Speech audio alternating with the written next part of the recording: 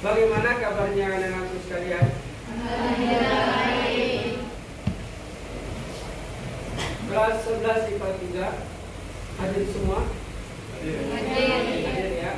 Adapun tujuan pembelajaran kita pada pagi hari ini adalah yang pertama, meyakini bahwa hormat dan patuh kepada orang tua dan guru sebagai kewajiban di dalam beragama.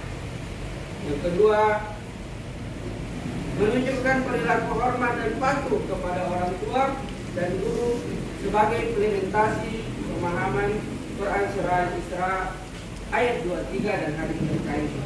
Sebelum kita memasuki materi inti tentang hormat dan patuh kepada orang tua dan guru, terlebih dahulu Pak Guru ingin bertanya kepada kita semua. Menurut anak-anakku sekalian, mungkin ada yang bisa membantu menjawab, kenapa seorang anak harus hormat kepada orang tua ya, dan guru kita di sana? Ayo Pak. Baik, silakan. Karena merupakan perintah Allah SWT di dalam Al-Quran. Bagus sekali. Kenapa seorang anak kita harus berbakti kepada orang tua? Karena dalam agama kita, bahkan di dalam Al-Quran dijelaskan tentang seorang anak wajib berbakti kepada orang tua. Ada lagi yang lain? Bagus, silakan. Karena orang tua yang dalam hal ini ibu kita yang mengandung kita sewaktu kita kecil dalam kandungan. Kemudian orang tua atau ibu kita yang melahirkan dengan susah payah, ya, dengan penuh pengorbanan dan perjuangan. Bagus sekali. Ya, mungkin ada lagi. Ya, silakan.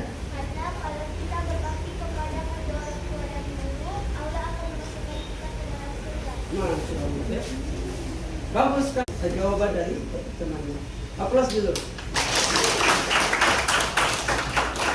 Kita lihat pada gambar yang nomor 1.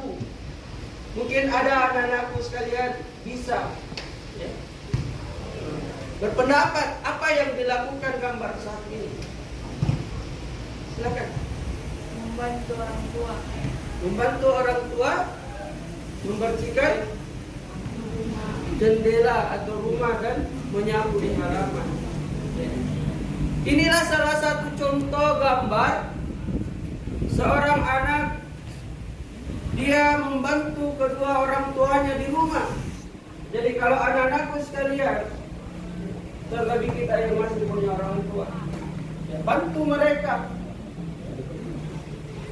Apakah itu kita membersihkan halaman, membersihkan kamar, menyapu lantai, mengepel, cuci piring, itu salah satu bentuk kita berbakti kepada orang tua.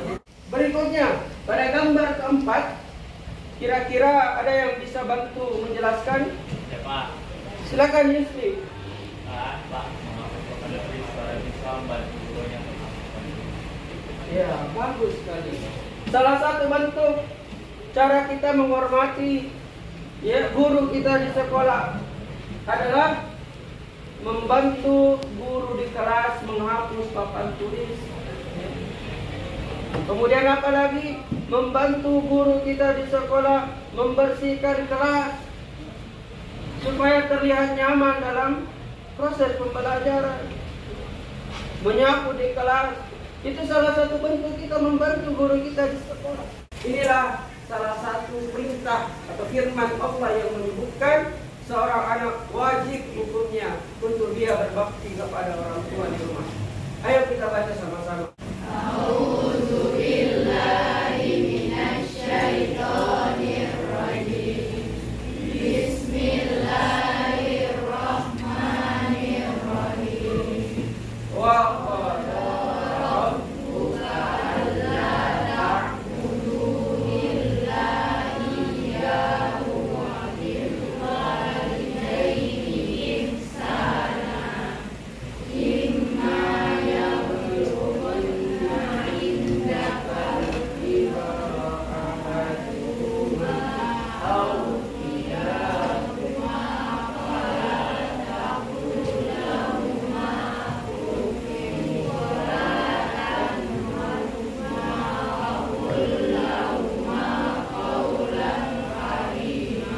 Baik, ya, sekarang kita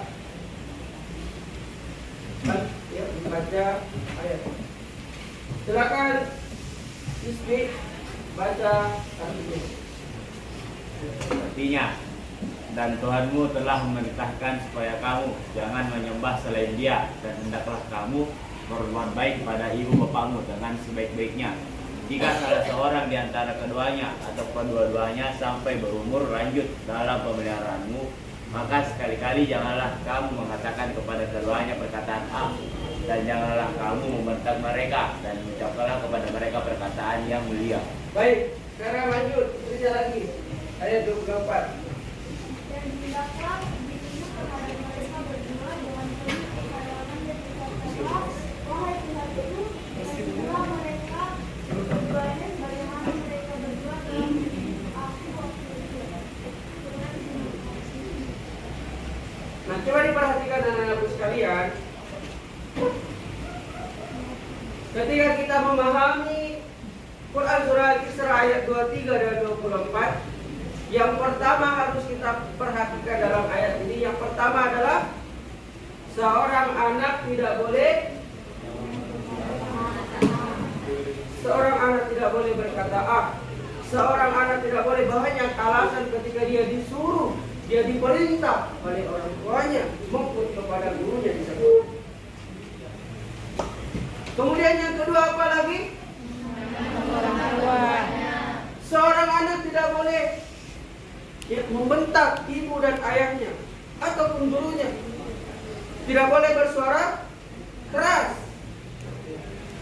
Seorang anak harus memperbaiki tutur katanya. Kemudian yang ketiga,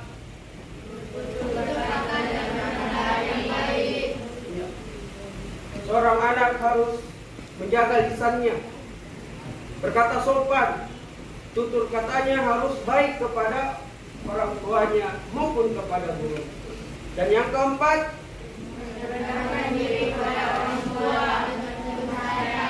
seorang anak harus rendah hati. Apalagi kalau dia sukses nanti, amin. Jangan lupa berterima kasih kepada orang tuanya maupun kepada gurunya.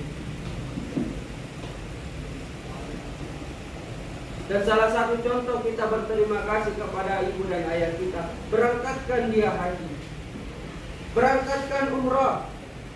Kalau dia meninggal dunia, dia telah meninggal dunia, jangan pernah lupa doakan dia agar doanya agar supaya di dalam kuburannya orang tua kita bisa selamat.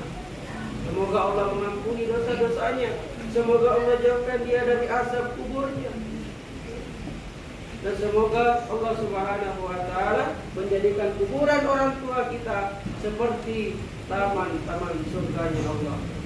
Sekarang kita masuk di hadis, ya. Coba perhatikan dan diikuti sama-sama, ya. Kita baca hadis. An Abdillahi, semua. An Abdillahi ibni Amrin radhiyallahu anhuma qala Rasulullah sallallahu alaihi wasallam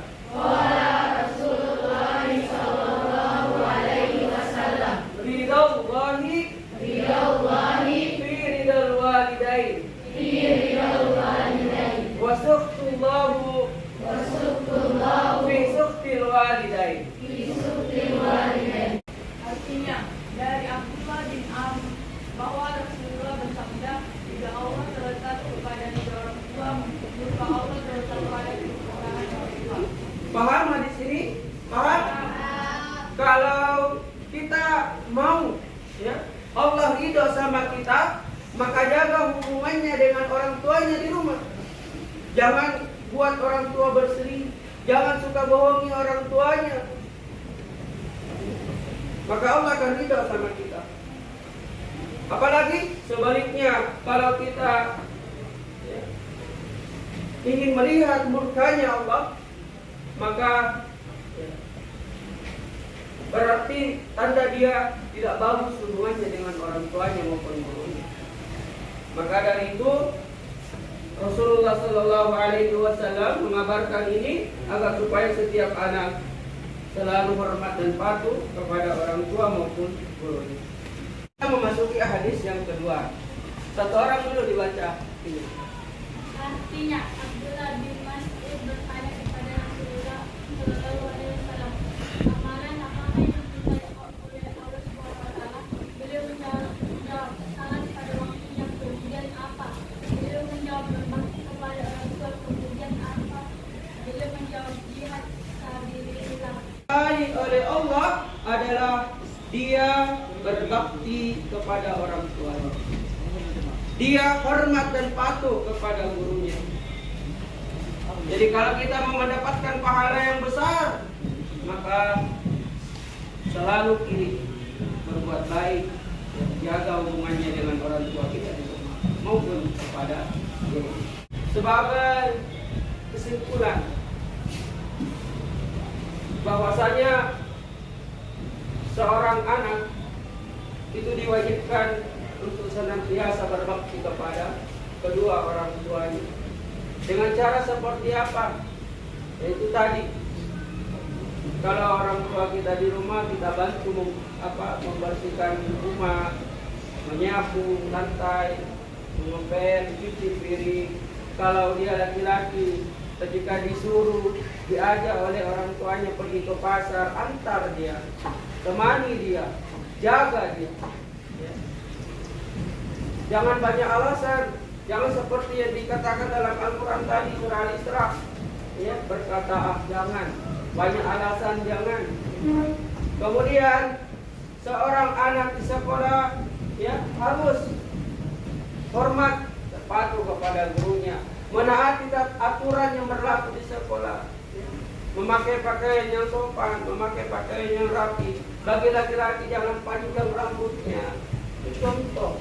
Kemudian apalagi kalau kita di kelas, kita membantu guru kita menghapus papan tulis, ya, membantu membawa peralatan, ya, media pembelajaran guru kita. Semua bentuk kita taat dan patuh kepada guru.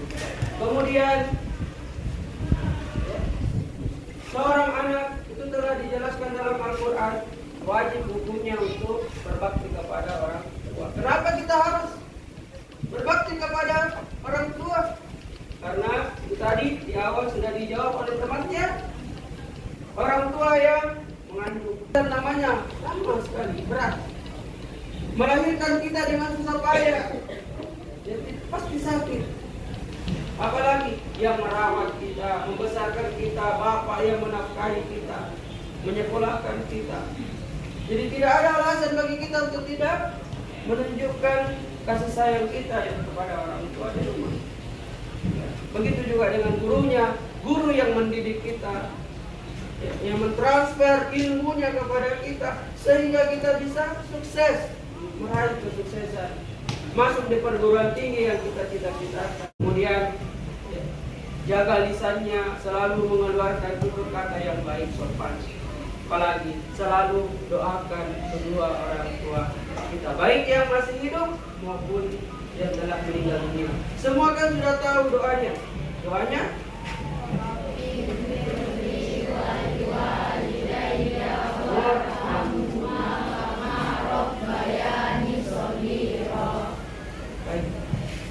Paus sekalian, setelah kita memahami materi yang telah Pak Guru sampaikan, mungkin ada di antara anak-anakku yang mau bertanya terkait tentang materi kita, hormat dan patuh kepada orang tua dan guru.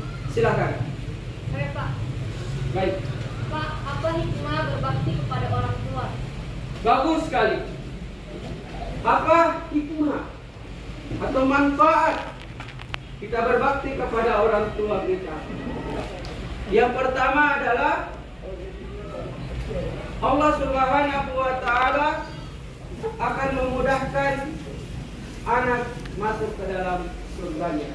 Sebagaimana yang telah kita pahami bahwa surga itu berada telapak kaki ibu. Kemudian yang kedua, Allah Subhanahu wa Ta'ala akan memudahkan segala urusannya. Kalau Allah sudah ridho, maka setiap kesulitan-kesulitan kita Allah mudah. Itu hikmah yang kedua. Kemudian yang ketiga, ya, di antara hikmah kita berbakti kepada orang tua, ya, berarti kita telah, ya, melaksanakan, mengamalkan apa yang agama perintahkan. Bagus sekali pertanyaannya, ya. Mungkin ada lagi yang kedua. Saya, Pak. Bagus. Bagaimana cara berbakti kepada orang tua yang sudah meninggal? Iya. Betul sekali, ya. Kan biasa kalau misalkan orang tua kita ada di sini yang maaf sudah meninggal orang tuanya, ada orang. Dua-duanya? Siapanya? Ayah. Kalau saya ibu dan ayah. Saya ditinggalkan orang tua tahun 2011. Masih kuliah saya pada saat itu, semester awal. Bagaimana rasanya? Ya, sakit. Menyesal? Pasti menyesal. Kenapa? Tidak ada lagi orang tua yang tempat kita curhat, membantu kita, menafkahi kita. Jadi kita tidak bisa lagi, ya, bahagiakan orang tua. Ketika teman-teman, ya, waktu wisuda berdatangan semua keluarganya, orang tuanya, ya, cuma untung ada masyarakat kakak kandung yang menemani.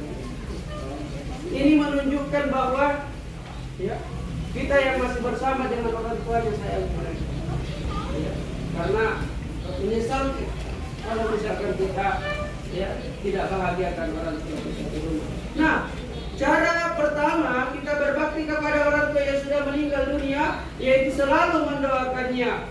Orang tua, semua penghuni kubur itu merindukan doa dari keluarganya sebenarnya.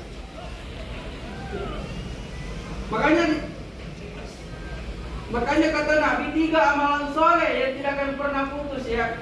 Salah satunya adalah anak soleh yang mendoakan kedua orang tuanya. Pak, tidak tahukah berdoa bahasa Arab? Bahasa Indonesia bisa. Allah Maha mendengar. Doakan dia, ya Allah, ampunilah dosa-dosa ayah saya, ibu saya di alam kubur. Jauhkan dia dari siksa azab kubur. Apalagi terangi kuburannya. Apalagi, ya Allah, jadikan kuburannya seperti taman-taman surga Allah. Kasihan. Karena ada salah satu kisah, ya, yang disebutkan Nabi, ada penghuni kubur yang diazab, kemudian tiba-tiba terhenti, ya, azabnya, ya, siksanya disebabkan ada kiriman doa dari keluarga. Jadi, ya, dengan doa yang kita kirimkan bisa meringankan siksa orang di alam kubur. Ya. Setiap selesai sholat, minta kepada Allah, berdoa. Semoga nanti anak-anakku sekalian kita bisa berkumpul kembali dengan orang tua kita, bukan hanya di dunia tetapi di surganya Allah Subhanahu wa Ta'ala. Kemudian yang kedua, cara apa lagi? Perbanyak bersedekah. Ya, sedekahkan atas nama orang tua yang meninggal dunia, karena pahalanya itu bisa didapatkan oleh orang tua kita di alam kubur. Sedekahkan atas namanya. Sedekah ikhlas 10.000, 20.000 atas nama orang tua. Ataukah hari raya kurban, ya, ada rezeki lebih, ya, sedekahkan atas nama orang tua. Bisa juga hajikan orang tua atas namanya, bisa. Itu semua cara. Dan yang paling terakhir adalah perbaiki, jaga hubungannya dengan saudara orang tua kita yang masih hidup, paman kita, tante kita, sering-sering silaturahmi. Itu cara berbakti kepada orang tua kita yang telah meninggal dunia. Demikianlah materi kita pada pagi hari ini. Mudah-mudahan Allah Subhanahu wa Ta'ala menjadikan kita sebagai anak-anak yang selalu hormat dan patuh kepada orang tuanya, kepada gurunya, sayangi orang tuanya, sayangi, ya, balas jasa-jasanya. Ya, kalau ada kesalahan orang tua kita, guru kita, ya, cara membalasnya itu adalah tidak membencinya, tetapi lihat kebaikan-kebaikannya. Jangan kebaikannya 1000 dikalahkan hanya satu kesalahan. Karena setan akan terus, ya, mengadu domba kita, sehingga kita, ya, durhaka kepada orang tua kita, ya, kemudian kepada guru kita. Dan yang terakhir juga, ya, salah satu akhlak seorang anak itu adalah bagaimana dia perbaiki hubungannya dengan orang tuanya di rumah. Demikian, mudah-mudahan bermanfaat, bisa kita amalkan di dalam kehidupan kita, dan semoga Allah Subhanahu wa Ta'ala, ya, menjadikan kita anak yang saleh dan salehah, yang selalu patuh dan taat kepada orang tua maupun kepada gurunya. Lebih dan kurangnya mohon dimaafkan, dan saya tutup, ya, pertemuan kita hari ini, ya, dengan membaca doa.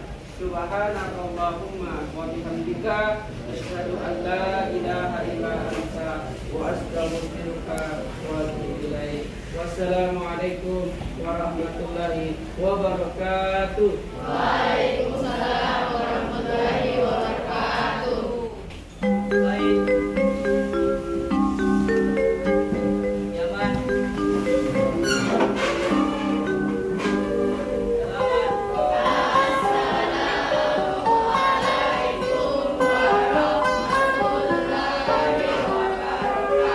Pagiku cerahku, matahari bersinar, ku gendong tas merahku di pundak.